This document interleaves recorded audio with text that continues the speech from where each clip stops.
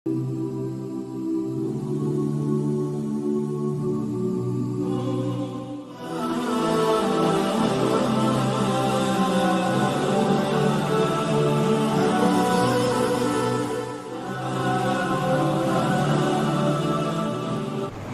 سامعین کرام، عزیزان گرامی،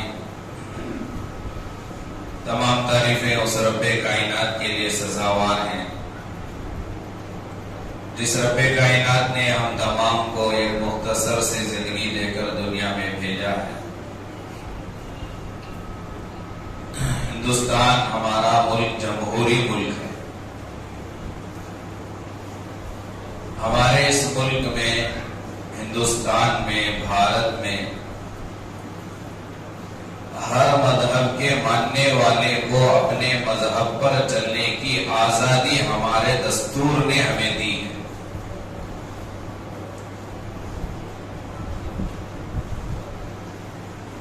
یہاں پر جتنے بھی مذہب کے ماننے والے لوگ ہیں، مسلم ہو، سکھ ہو، عیسائی ہو، برہمنس ہو، بدھزم بدھ کو ماننے والے ہو، تمام کو اپنے مذہب پر چلنے کا مکمل اختیار ہندوستان کے قانون نے، آئین نے، دستور نے دی۔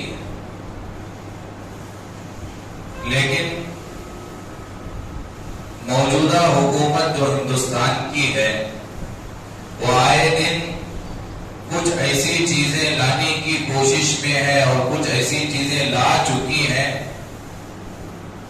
جس کی وجہ سے، جس کی بنیاد پر آزادی جو دستور نے ہمیں دی تھی وہ ختم ہو رہی ہے۔ آہستہ آہستہ ایک ایک چیزوں کو مٹایا جا رہا ہے۔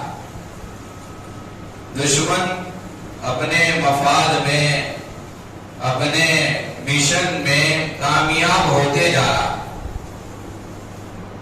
طلاق کا اپنا ذاتی مسئلہ تھا۔ طلاق کا جو نظام شریعت نے بتایا، قرآن نے بتایا، ہمارے آقا جناب محمد رسول اللہ صلی اللہ علیہ وسلم نے جو بتایا، اس طرح طلاق کا نظام ہمارے ہندوستان میں چلنا تھا۔ یہ ہمارے مذہب کی بات تھی، یہ ہمارا آئینی مسئلہ تھا، یہ ہمارا اپنا مسئلہ تھا۔ آپ جانتے ہیں کہ اس میں بھی مداخلت کی گئی، قانون لا کر اس میں بھی تبدیلی کی گئی۔ پرسنل لا جسے کہا جاتا ہے، ہمارے ذاتی جو مسائل ہیں، آئینی جو مسائل ہیں، جن پر چلنے کا مکمل اختیار ہمیں ہمارے ہندوستان کے دستور نے دیا، وہ آہستہ آہستہ ختم کیا جا رہا ہے۔ ابھی 14 جولائی تک لا کمشنر آف انڈیا، قانون بنانے والے کمشنر نے ہندوستان کے لوگوں سے رائے مانگی ہے۔ ہمارے اکابرین بڑے پریشان ہیں، متحرک ہیں، فعال ہیں، دعائیں بھی مانگ رہے ہیں، رو بھی رہے ہیں، اور عمر کے زیادتی کے باوجود، بڑھاپے کے باوجود، بیماریوں کے باوجود وہ دن اور رات کام کر رہے ہیں، محنت کر رہے ہیں، اور اللہ معاف کرے قوم سو رہی ہے۔ ہمیں صرف اپنی فکر ہے، ہم اپنے جھگڑوں میں الجھے ہوئے ہیں، ہم اپنے کاروبار میں، تجارتوں میں الجھے ہوئے ہیں، ہمیں اس سے کوئی سروکاری نہیں ایسا محسوس ہو رہا ہے۔ اگر ہماری یہی حالت رہی، ہم ایسے ہی سوتے رہے، ہم ایسے ہی صرف اپنے کاموں میں مست و مگن رہے، اپنی تجارتوں میں، اپنے کاروبار میں، اپنے بیوی بچوں میں، اپنی مشغولیات میں، اگر ہم نے ایسے ہی رہا تو پھر جو کچھ اب ہوا آئندہ اس سے بھی برا ہوگا۔ کتنے مسلمان ایسے ہیں جانتے تک نہیں ہے کہ ملک میں کیا ہو رہا ہے۔ لا کمشنر آف انڈیا نے رائے طلب کی ہے، مانگی ہے کہ common civil code, uniform civil code کا نفاذ اسے ہندوستان میں لانا مناسب ہے یا نہیں ہے؟ ابھی قانون بنا نہیں، پوچھا جا رہا ہے قوم سے، ملت سے، لوگوں سے، ہندوستان کے، انڈیا کے، بھارت کے باشندوں سے رائے مانگی ہے، رائے طلب کی ہے، یونیفارم سول کوڈ یہ لوگوں کے حق میں اچھا ہے یا برا ہے؟ اس میں لوگوں کے فوائد ہیں یا نقصانات ہیں؟ اگر یہ ملک میں نافذ کر دیا جائے تو ملک والوں کے لیے، ملک میں رہنے والوں کے لیے اس میں بہتری ہے یا شر ہے، بری چیز ہے؟ رائے مانگی ہے، اب ہم اپنا جائزہ لیں، کتنوں نے رائے دی؟ اکثروں نے رائے نہیں دی، اور ہمیں معلوم تک نہیں ہے کہ رائے مانگی گئی ہے، بس آخری کچھ دن باقی ہے رائے دینے کے۔ اب تھوڑا ہمارے اکابرین کی محنت دیکھیں، ہمارے اکابرین جانتے ہیں کہ ہم اتنے سستار ہیں، اتنے سوتیلے ہیں، اتنے غلا پرواہ غافل لوگ ہیں کہ ہم رائے لکھ نہیں سکتے، بیٹھ کر وقت نہیں دے سکتے، تو ہمارے اکابرین نے یہاں تک محنت کی ہے کہ جواب انہوں نے خود لکھا ہے۔ مسلم پرسنل لا بورڈ والوں نے جواب بنایا، امارت شریعہ والوں نے بورڈ بنایا، جماعت اسلامی والوں نے بورڈ بنایا، سب بڑے بڑے اکابرین، ہر تحریک والے، تنظیم والوں نے جواب لکھا ہے، اور قوم سے صرف اتنا کہہ رہے ہیں کہ تمہارے جی میل اکاؤنٹ سے تمہارا نام لکھ کر صرف سینڈ کرو۔ اب قوم وہ بھی نہیں کر رہی۔ ظاہر بات ہے ہماری قوم کی تعداد دشمنوں کے مقابلے میں کم ہے، سب مل کر رائے دیں گے تب بھی ان کے مقابلے میں ہم کم ہے، 20%، 22% ہے، ہمارا دشمن 78%، 80% ہے، پورے مل کر رائے دیں گے تب بھی ہماری رائے کی تعداد کم ہوگی، لیکن پھر بھی ہم رائے دیں گے۔ سب سے پہلی چیز تو ہم نے یونیفارم سول کوڈ سے ہمارے کیا کیا نقصانات ہوتے ہیں ہم نے سمجھا نہیں، کبھی پوچھا بھی نہیں، سمجھا بھی نہیں۔ کاروبار کا نقصان کو ہم نے نقصان سمجھا ہے، تجارت کے نقصان کو ہم نے نقصان سمجھا ہے، ذاتی نقصان کو ہم نے نقصان سمجھا ہے، دین کے نقصان کو ہم نے نقصان نہیں سمجھا۔ دین میں اگر کوئی بگاڑ آ رہا ہے کسی کی طرف سے تو اسے دور کرنے کے لیے مجھے کیا کرنی چاہیے، میں کیا کروں، اس کے لیے کبھی ہم نے سوچا نہیں۔ اس لیے ہمارا دشمن آسانی کے ساتھ، آرام کے ساتھ ہماری شریعت کی ایک ایک چیزوں کو ختم کر رہا ہے۔ تو 14 جولائی تک، آئندہ جمعہ تک ابھی وقت باقی ہے، ہم رائے دے سکتے ہیں، ہم اپنی رائے ہم وہاں تک پہنچا سکتے ہیں۔ تو کیا کیا نقصانات ہیں؟ اکابرین نے مختصر انداز میں وہ بھی بھیجا پورے ملک والوں کو، مسلمانوں کو، کہ اگر یہ یونیفارم سول کوڈ اگر نافذ ہو گیا، بن گیا، تو شریعت میں کتنی بڑی مداخلت ہوگی ہماری شریعت کے۔ اب کیا ہوگا اگر طلاق کا مسئلہ، خلا کا مسئلہ، نکاح کا مسئلہ اگر کورٹ میں چلا جائے، جج کو اختیار نہیں ہے اپنی مرضی کے مطابق فیصلہ کرے۔ اب کیسے فیصلہ کر سکتا تھا وہ ہماری شریعت کے مطابق فیصلہ کرنا اس کے لیے ضروری تھا۔ مسلمانوں کا مسئلہ گیا، آئینی مسائل ہمارے اگر چلے گئے کورٹ میں، عدت کا مسئلہ، نان و نفقے کا مسئلہ، وراثت کا مسئلہ، طلاق کا مسئلہ، خلا کا مسئلہ، حلالے کا مسئلہ، ان مسائل میں ججوں کو یہ پابندی، جج کو یہ پابند بنایا گیا تھا کہ یہ فیصلے یہ ہماری شریعت کے مطابق کریں گے۔ بھائی پہلے یار آ کر ایسے درمیان میں ہاتھ میں دے رہی ہوں بیٹھ کے پیچھے، تو پابند بنا دیا گیا تھا۔ لیکن جب یونیفارم سول کوڈ کا قانون بنے گا، اب جج فیصلہ ہمارے شریعت کے مطابق نہیں کریں گے، سب کے لیے ایک ہی قانون رہے گا۔ ہندو کے لیے بھی وہی قانون، سکھ کے لیے بھی وہی قانون، عیسائی کے لیے بھی وہی قانون، مسلمان کے لیے بھی وہی قانون۔ اور آپ یہ کہہ سکتے ہیں کہ جو قانون بنے گا وہ شریعت کے مطابق بنے گا؟ بالکل نہیں بنے گا۔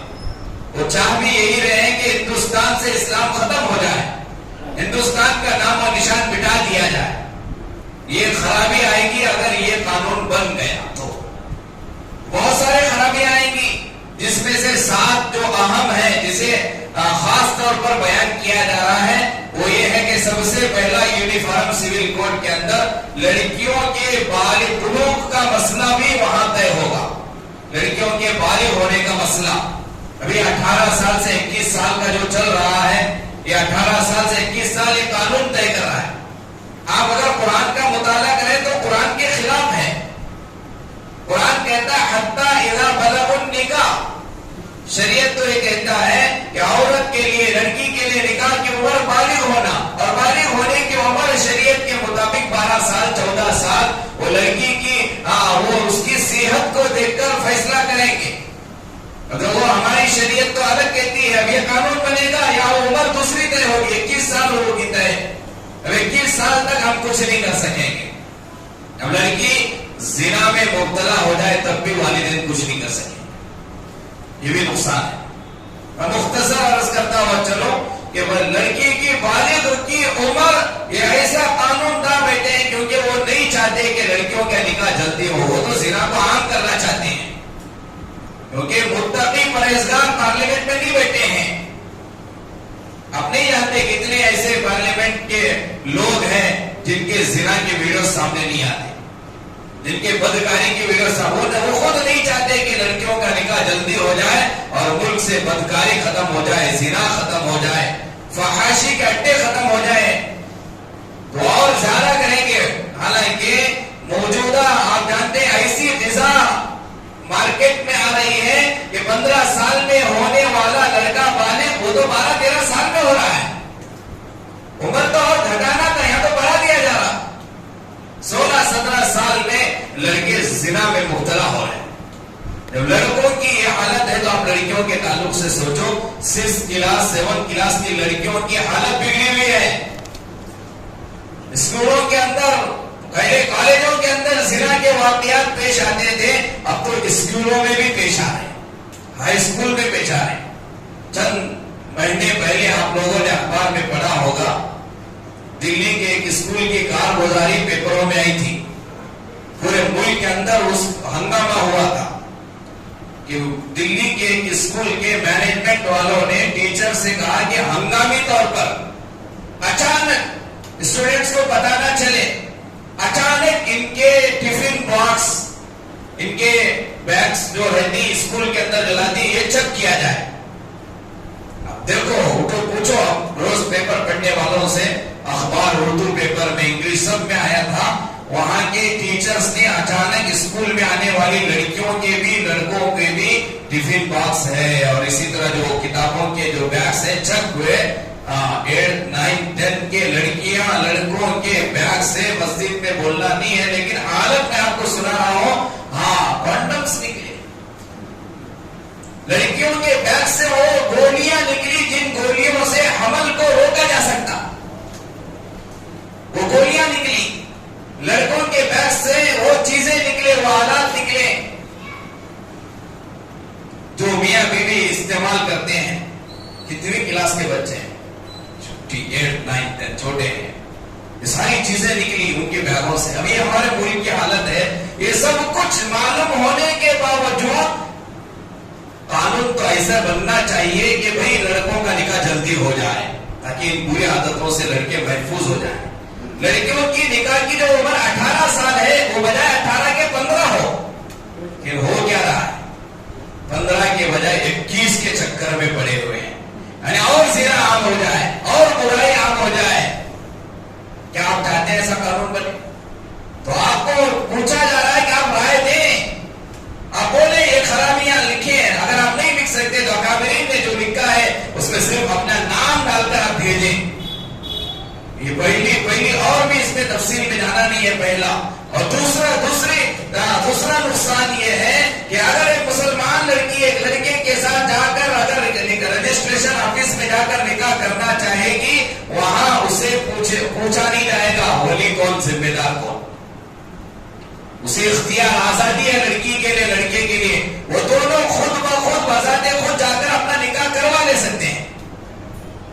تھوڑا سوچو، آپ کی جوان بیٹی 18 سال کی ہو گئی، آپ کو معلوم بھی نہیں ہوا آپ کی بیٹی ایک لڑکے کے ساتھ، اجنبی کے ساتھ، وہ مسلمان بھی ہو سکتا، غیر بھی ہو سکتا، وہاں جا کر نکاح کروا رہی ہے اور نکاح ہو بھی جا رہا ہے قانون کے مطابق، تو باپ پر کیا گزرے گی؟ آپ کو پوچھنے کا حق نہیں ہے بیٹی سے کیوں نکاح کی. آپ پوچھیں گے بیٹی بے قصور، آپ مجرم کہلائیں گے. یہ ہے قانون کی خرابی. خود وہ آزاد ہے، وہ اپنا نکاح کروا سکتی ہے.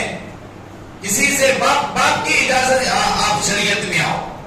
شریعت کیا بولتے؟ ہمارے نبی علیہ الصلوۃ والسلام کی حدیث، لا نکاح الا بولی، حدیث ہے لا نکاح الا، نکاح کے لیے ولی کا ہونا، ولی کی اجازت کا ہونا ضروری قرار دیا گیا شریعت نے. بیٹی باپ کی مرضی کے بغیر، باپ کی اجازت کے بغیر نکاح نہیں کر سکتی. اور قانون یونیفارم سول کوڈ سے یہ پیغام دیا جا رہا ہے کہ لڑکی باپ کی مرضی کے بغیر، بھائی کی مرضی کے بغیر، ہاں وہ اپنے رشتے داروں کی مرضی کے بغیر جس کے ساتھ چاہے نکاح کر سکتی ہے. یہ نقصانات. لڑکا آپ کا بیٹا بھی جس کے چاہے، آپ پوچھنے کے حقدار نہیں، آپ کیس درج نہیں کر سکتے، آپ ایف آئی آر نہیں کر سکتے، کچھ نہیں کر سکتے. وہ آزاد ہے. یہ ساری خرابیاں ملک میں آئیں گی. اور نمبر 3، وہ تو مردوں کے لیے خاص ہے. یہ تو نمبر 3، جس طرح شریعت نے کیا کہا، ابھی طلاق صرف مرد دے گا، عورت نہیں دے گی. عورت مانگے گی. خلا بھی شریعت کہتی ہے خلا عورت مانگے گی.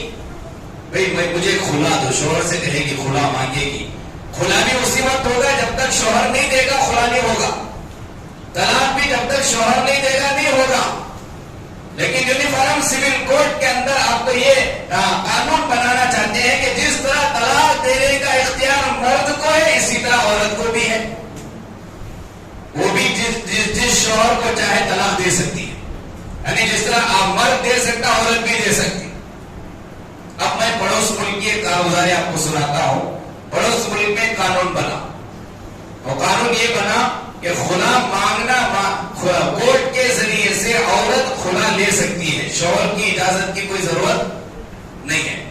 کورٹ کے ذریعے سے جا کر کوئی عورت عرضی داخل کرے گی اور کورٹ اسے قبول کرے گا اور کورٹ اسے شوہر سے آزاد کرائے گا. یہ پڑوس ملک کا قانون کی بات. اب وہاں کیا ہوا، شادیاں ہوئی.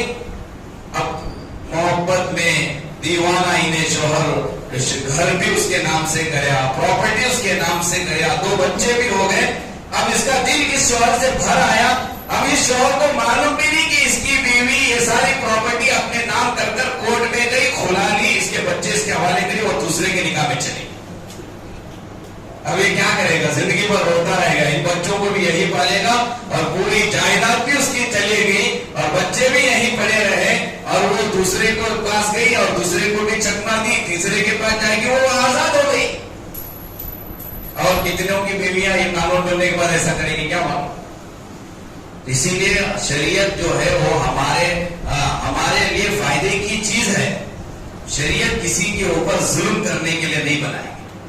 طلاق کا اختیار عورتوں کو شریعت نے اس لیے نہیں دیا کیونکہ عورت جلد باز ہوتی ہے. وہ تو بچوں کو بھی بخشتی نہیں غصے میں. کیسی کیسی بری باتیں، کیسے بددعائیں الفاظ عورتیں نکالتے، مرد نہیں نکالتا. مرد سمجھتا ہے غصے میں بھی اس کا دماغ ٹھکانے پر رہتا، عورت کا نہیں رہتا. ٹیڑھی پسلی سے بنی ہوئی ہے، ظاہر بات ہے اس کی زبان سے باتیں نکلتی غصے میں. اسی لیے شریعت نے کہا کہ طلاق کا اختیار اگر عورت کو دیں گے، ہر 10 دن میں پر عورت مرد کو طلاق دے گی. جب بھی جھگڑے ہوں گی بولتی انہیں. لیکن مرد نہیں بولتا. مرد کے اندر ایک طاقت ہے، اس کے اندر ایک استقامت ہے. وہ سوچتا ہے، سمجھتا ہے غصے میں بھی کیا کرنا چاہیے. وہ عورتوں میں نہیں. آپ جانتے ہیں ایکسپیرینس ہے. ورنہ مسجد میں آنے والے 75-80% ہمارے سب ہمیں طلاق شدہ ہوتے اگر ان کے اختیار میں ہو. حاجی صاحب ان کو طلاق کل ملی تھی، مفتی صاحب کو آج ملی. یہی ہوتا بھیا. شریعت کو آپ سمجھو، شریعت کسی کے خلاف نہیں ہے. شریعت ہمارے حق میں مفید ہے، فائدے کی چیز ہے. لیکن اب یہ یونیفارم سول کوڈ یہ پیغام دے رہا ہے ملک والوں کو، عورتوں کے خصوصاً یہ دکھا رہا ہے کہ نہیں، تم بھی آزاد ہو. تم جس کے ساتھ رہنا چاہو رہ سکتی ہو اور جسے چھوڑنا چاہو چھوڑ سکتی ہو. جب ایسا قانون دیگر ممالک جن ملکوں میں یہ آزادی دی گئی، وہاں کی خرابیاں آپ جانو، دیکھو. وہاں اسکول میں بچہ جب ایڈمیشن لیتا ہے، ہمارے اسکول میں کیا ہوتا، زمین شریعت کے خلاف تو ہو رہا ٹھیک ہے، لیکن ماحول کیسے بگڑے گا آپ سمجھو. وہاں بچے کا جب نام لکھایا جاتا ہے اسکول میں، میرے بچے کا نام یہاں باپ کے نام کے ساتھ لکھایا جاتا، وہاں دیگر ملکوں میں آپ امریکہ کے حالات کا جائزہ لو جہاں بالکل آزادی، ایسے ملکوں کا جائزہ لو، وہاں اسکول میں بچے کو باپ کا نام نہیں پوچھا جاتا، ماں کا نام پوچھا جاتا. بچے کی پہچان، بچے کی معرفت، اسٹوڈنٹ کی پہچان ماں کے نام سے ہوگی، باپ کے نام سے نہیں. کیوں؟ کیونکہ وہ بچہ جانتا ہی نہیں کہ ان مردوں میں میرا کون باپ ہے. جب آزادی دی گئی یہ خرابی آئے گی، بچہ نہیں جانتا. اور بعض مرتبہ ایسا ہوتا ہے کہ جس ماں کے پیٹ سے بچہ دنیا میں آیا تھا وہی بچہ اس ماں کا بیٹا بھی ہوا، شوہر بھی ہوا. یہ خرابی ہے. شریعت جہاں توڑتی ہے وہاں حالات سنورتے نہیں، وہاں حالات بگڑتے ہیں. آزادی دی گئی، پہچانا نہیں جائے گا کہ کون کس کا باپ ہے. ماں کے نام سے پہچان ہوتی ہے. وہاں پر جاؤ، آپ جا کر جائزے لو. یہ خرابیاں آئیں گی. جب مداخلت کی جائے گی شریعت میں تو بگاڑ آئے گا، فساد آئے گا. تو یہ بھی ایک خرابی. عورتوں کو طلاق دینے کا اختیار اور عدت کا مسئلہ. شریعت یہ کہتی ہے کہ اگر طلاق ہو گئی، خلا ہو گئی، 3 مہینے تک نکاح نہیں کر سکتی عورت. 3 مرتبہ ناپاکی کے دن آ کر جانے تک یہ. اور اگر انتقال ہو جائے، قرآن کہتا ہے ازواج اربعۃ اشہر و عشرہ، 4 مہینے 10 دن تک اس کی عدت. جس کے شوہر کا انتقال ہوا اس کی عدت 4 مہینے 10 دن تک. جو طلاق یافتہ ہے، خلا جسے ملا، وہ 3 مہینے تک وہ عدت میں رہے گی. اور اگر حاملہ ہے تو جب تک بچے کی ولادت نہیں ہوتی وہ عدت میں رہے گی. یہ ہمارا قانون ہے، شریعت کا قانون ہے. اس پر چلنے کا بھی اختیار دیا گیا. اگر یونیفارم سول کوڈ کا اگر نفاذ ہو گیا، اب آج طلاق کل کسی اور کے نکاح میں جا سکے گی.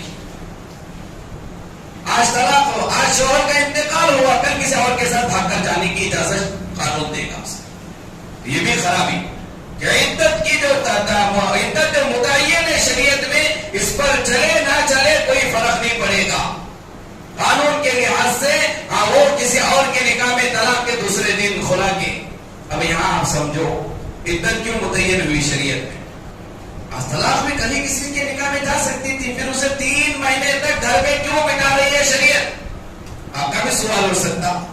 انتقال ہوا شوہر کا، 4 مہینے 10 دن تک وہ کیوں رہے گی؟ کسی اور کے نکاح میں کیوں نہیں جا سکتی؟ اس کے طلاق میں کیوں رہے گی؟ شریعت کہتی ہے کہ شوہر ایک طلاق دیا، طلاق 3 دینے کی اجازت نہیں ہے، 1 دینا چاہیے. بہت ہی ستاری بیوی، پہلے 1 دو.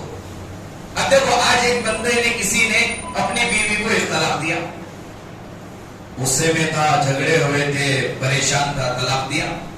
اب شریعت کہتی ہے کہ بیوی 3 مہینے عدت میں رہے گی، 3 مہینے کے بعد آ سکتی. اب یونیفارم سول کوڈ کہے گا عدت کچھ نہیں ہے بھائی، کل کسی کے نکاح میں جا سکتے. شریعت پر چلنے سے فائدہ کیا ہے کہ ایک طلاق دیا آج، پر صبح کا غصہ شام تک نہیں رہتا، آج کا غصہ کل تک نہیں رہتا. 8 دن کے بعد تو اس کے اندر نرمی آ جائے گی. 15 دن کے بعد اس کے دل میں اس بیوی کے خوبیاں آنا شروع ہوں گے. تو شریعت کہتی ہے اگر ابھی بیوی تیری عدت میں ہے، دوبارہ تو اسے اپنے نکاح میں لے سکتا. یہ فائدہ ہے عدت میں. اور دوسرا فائدہ یہ ہے، ہو سکتا کہ تیرے طلاق دینے کی رات میں تو نے اس سے ملا ہو، صحبت کیا ہو، رات میں ملا تھا، صحبت کیا تھا، دن میں تو نے طلاق دے دیا، خلا دے دیا. اب وہ گئی کسی اور کے نکاح میں، بعد میں اس کے ساتھ رات گزاری اور حمل کھڑا، کون پتا نہیں چلے گا کہ اس کا بچہ کہ اس کا بچہ. اب شریعت یہ کہتی ہے کہ 3 مہینے انتظار کرو، 3 ناپاکی کے دن آ کر چلے جائیں، پھر کسی کے نکاح میں جائے تو پوری قوم یہ کہے گی کہ پہلے شوہر کا بچہ نہیں اس کا بچہ ہے. تو شریعت میں فائدہ ہے کہ نقصان ہے؟ اب یہ کہے گا یونیفارم سول کوڈ کہ نہیں بھائی عدت کچھ نہیں ہے، آج طلاق ہوا کل کسی کے نکاح میں جائے، آج شوہر مر گیا کل کسی اور کے نکاح میں جائے، وہ تو بدنام ہوگی. پہلے شوہر سے محبت نہیں ہوگی، یہ بھی الزام آئے گا. اور پہلے شوہر کو شاید انہیں ماری رہیں گی، یہ بھی الزام آئے گا. اور 4 مہینے 10 دن اسے شریعت بٹھا رہی ہے گھر میں، وہ باہر نہیں جائے گی، وہ کمانے کے لیے نہیں جائے گی، اسے پالیں گے، دوسرے پالیں دیکھیں گے. یہاں تو فائدے کی چیز ہے، یہ ساری چیزیں ختم کرانے کی کوشش ہے. اور ایک بڑا نقصان شریعت یہ کہتی ہے کہ لڑکے کے لیے ڈبل حصہ، لڑکی کے لیے ایک حصہ. وراثت میں باپ کا انتقال ہوا، ایک بیٹی ہے ایک بیٹا ہے، شریعت کہتی ہے کہ باپ کے وراثت جو کچھ جائیداد چھوڑا ہے لڑکے کے لیے ڈبل دو، لڑکی کے لیے ایک دو، یعنی 3 حصے کرو. 2 حصے لڑکے کے لیے جائیں گے، لڑکی کے لیے 1 حصہ جائے گا. اب یہ قانون ایسا سمجھاتا ہے نہیں نہیں بھائی لڑکی کیوں، لڑکی پر ظلم کیوں کر رہے ہو، لڑکی کو بھی اتنا ہی دو جتنا لڑکے کو دے رہے ہو، برابری برابری. تو شریعت کہتی ہے لڑکی کو ایک دینا، لڑکے کو ڈبل دینا. یہ لڑکی پر ظلم نہیں ہے، احسان ہے احسان. شریعت کو جس نے سمجھا وہ کہے گا لڑکی کو تو کچھ دینا ہی نہیں تھا. انصاف کا تقاضا یہ تھا کہ لڑکی کو کچھ نہیں ملا، لیکن شریعت تو احسان کر رہی ہے، کچھ تو دے رہی ہے. آپ پوچھیں گے کیوں بھی، بولے تو بیٹی ہے اسے کچھ بھی نہیں دینا بول رہی آپ. ہاں نہیں دینا تھا. کیوں نہیں دینا تھا پتا ہے؟ کچھ بھی ذمہ داری شریعت نے لڑکی پر نہیں ڈالی ہے. جو کچھ ذمہ داری وہ مردوں پر اور ہے، عورتوں پر نہیں ہے. کیسے؟ آپ کے گھر میں بیٹی پیدا ہوئی، اسے پالنے کا حق ماں کو ہے باپ کو ہے؟ بولو آپ کسے ہے؟ آپ سمجھو شریعت کو سمجھو. ہم خود نہیں جانتے شریعت کو، لہذا ہم غیروں کے باتوں کے متاثر ہو رہے ہیں. اور ہم بھی کہتے کہ نہیں نہیں لڑکے کو جتنا مل رہا لڑکی کو بھی اتنا سے ملنا، کیونکہ ہم جانتے نہیں شریعت کو. ہم بھی ان کے ہاں میں ہاں ملا رہے ہیں، اور اس قانون کو ہم ماننے پر بہت سارے لوگ کہہ رہے ہیں کہ بہت اچھا ہے. تو شریعت کہتی ہے کہ بھئی لڑکی گھر میں پیدا ہو گئی تو کون پالے گا؟ باپ کیا ماں پالے گی؟ اسے کھانے کا انتظام کس کی ذمہ داری ہے؟ باپ پر ہے. بیمار پڑی کون ہاسپٹل لے کر جائے گا؟ وہ باپ جائے گا. جو بھی ضرورت پڑے گی بیٹی کی وہ ضرورت پوری کرنے کی ذمہ داری باپ کو دی گئی ہے، ماں کو نہیں دی گئی. اور ایک چیز آپ سمجھو، اگر آپ کی بیوی، میرے گھر میں میری بیٹی پیدا ہوئی، میری بیٹی کو دودھ اگر میری بیوی نہیں پلا تو بول رہی پیسے دے کر پلانے لگانے کی ذمہ داری بھی میری. یہ بھی ہے مسئلہ. تو عورتوں کے لیے کچھ نہیں. اب میری بیوی ہے، وہ بھی ماں ہے، وہ کہہ رہے نہیں جی نہیں پلاتی، جاؤ میں تمہاری بیٹی کو دودھ پلانے کا ایک اخلاقی فریضہ تھا، نہیں مان رہی. اور شریعت کہتی ہے کہ پیسے دے کر پلانے لگا، پیسے تو دے گا. نہیں مان رہی، کسی دودھ پلانے والی دائیا کو لا، پیسے تو دے گا. تو دودھ پلانے کی ذمہ داری بھی شوہر باپ کو ہے کہ ماں کو ہے؟ تو باپ کو ہے. نہیں پلا رہی، پیسے دو، پیسے دے کر پلانے لگاؤ. اللہ کا شکر ہے جانتی نہیں عورتیں ہمارے مسئلے. ہاں ہم بولتے بھی نہیں، بولے تو پھر روزانہ آج کیا اتنا لاؤ جی 200 روپے لاؤ، دودھ پلے دو صبح سے، ایک ٹائم کے 50 روپے. دیکھیں وہ بھی جھگڑے ہو. خیر وہ اخلاقی فریضہ ہے، لہذا ایسے مسائل کو بیان بھی نہیں کیا جاتا. لیکن آج اس لیے بیان کیا جا رہا ہے کہ یہ بھی حق شوہر کو دیا گیا، بیوی کو نہیں دیا گیا. دودھ پلانے کی ذمہ داری بھی شوہر کو، پالنے کی ذمہ داری، کھلانے کی ذمہ داری، بیمار ہوا ہاسپٹل لے کر جانے کی ساری ذمہ داری، بڑی ہو گئی بالغ ہوئی نکاح کرانے کی ذمہ داری بھی باپ کو دی گئی، ماں کے اختیار میں نہیں ہے. اچھا اگر کوئی یتیم بچی کا باپ نہیں ہے وہ کیا؟ اب شریعت کہتی ہے کہ بھائی ہے تو بھائی پالے گا. اب بھی شریعت نہیں کہتی ماں پالے گی، بھائی کو دی گئی ذمہ داری. بھائی نہیں ہے، باپ بھی نہیں ہے، بیٹا ہے، بیٹا پالے گا ماں کو. باپ نہیں، بیٹا نہیں، بھائی نہیں، شوہر بھی نہیں. اب کون؟ ایسی لڑکی، ایسی عورت جس کا باپ نہیں، بیٹا نہیں، بھائی نہیں، شوہر نہیں. اب بھی شریعت یہ کہتی ہے کہ وہ عورت کمانے نہیں جائے گی. کون دے گا؟ ہاں بیت المال. اسلامی ملک اگر ہے تو ملک کے جو بادشاہ کی ذمہ داری، حاکم کی ذمہ داری، امیر المؤمنین کی ذمہ داری ہے کہ اسے مہینہ فنڈ متعین کرے، تب بھی وہ گھر میں رہے گی. اب جس عورت کو کھلانے کی ذمہ داری شریعت نے باپ کو، بھائی کو، بیٹے کو، شوہر کو یا امیر المؤمنین کو طے کی ہے، ایسی لڑکی کو، ایسی عورت کو شوہر کے انتقال کے بعد، باپ کے انتقال کے بعد انصاف کا تقاضا ہے کہ کچھ نہیں ملنا چاہیے. کیوں دے بھائی اسے؟ ساری ذمہ داری تو ہماری، ہم کر رہے ہیں، ہمیں چاہیے باپ کا سارا. لیکن پھر بھی شریعت یہ کہتی ہے کہ تجھے اگر 2 روپے مل رہے ہیں اسے 1 روپے دینا چاہیے.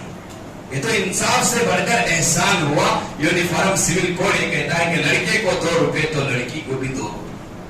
تو یہ بھی ہمارے شریعت کے خلاف ہے.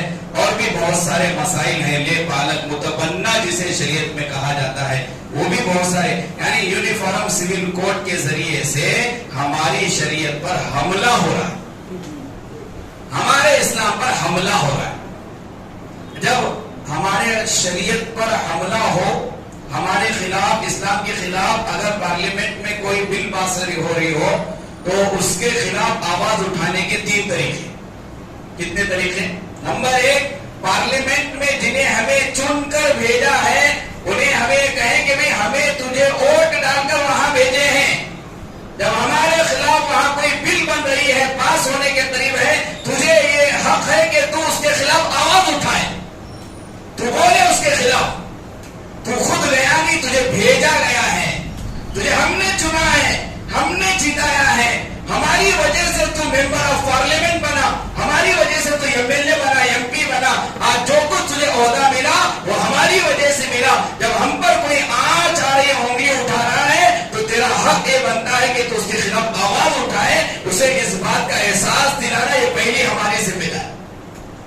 جب پارلیمنٹ کے اندر ہماری اکثریت نہیں ہے, دشمنوں کی اکثریت ہے, تو دوسرا طریقہ جو ملا ہمارے ملک میں, جمہوری ملک میں, کہ ہم سب مل کر راستوں پر اتر کر احتجاج کریں, کہیں کہ یہ خلاف ہے, یہ ہماری شریعت میں ڈائریکٹلی مداخلت ہے, آزادی ہمارے سے چھینی جا رہی ہے, یہ ہم راستوں پر اتر کر بولنا.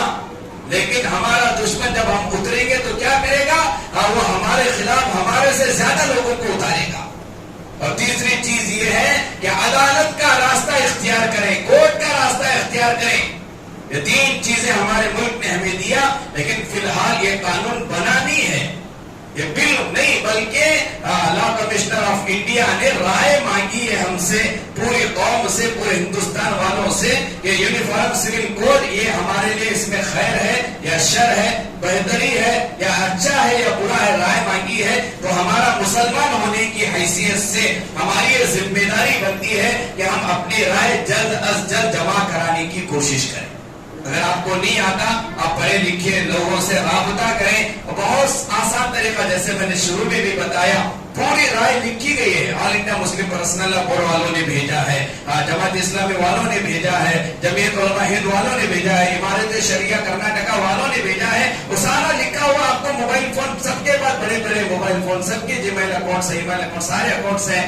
وہ سب کچھ کرنا نہیں ہے کہ بس اسے اپنا نام وغیرہ لکھ کر سینڈ کرنا ہے. اگر آپ کو نہیں آتا تو آپ جو جانتے ہیں ان سے ملاقات کریں, اپنی رائے زیادہ سے زیادہ تعداد میں بھیجنا ہے, بھیجنے کی کوشش کریں گے انشاءاللہ. یونیفارم سول کوڈ کی حقیقت کے عنوان پر انشاءاللہ عنقریب کل ذمہ دار بیٹھے تھے, سارے مکاتب فکر والے جمع ہوئے تھے. عنقریب ایک پروگرام کرنے کی کوشش پہ لگے ہوئے. آپ دعا کرو کہ باگلکوٹ کے سطح پر ہم ایک پروگرام بھی کرنا چاہتے ہیں, اللہ اس میں بھی کامیابی نصیب فرمائے. وہ پروگرام ہو نہ ہو, لیکن آپ کا یہ حق بنتا ہے کہ آپ کے گھر میں جتنے بھی افراد ہیں, جن کے پاس فونز ہیں, جن کے جی میل اکاؤنٹس ہیں, وہ اپنی رائے کو جلد از جلد بھیجنے کی کوشش کریں. اللہ تعالیٰ سے دعا ہے اللہ تعالیٰ ہر اس چیز کا خاتمہ فرمائے جو شریعت کے خلاف ہو, اور اللہ تعالیٰ ہر اس آدمی کو, ہر اس انسان کو ہدایت دے جو ہمارے خلاف سازشیں کر رہا ہے. اللہ ہمیں ایک بنائے, نیک بنائے, اور شریعت میں مداخلت کے خلاف آواز اٹھانے کی توفیق نصیب فرمائے. آمین. وآخر دعوانا الحمد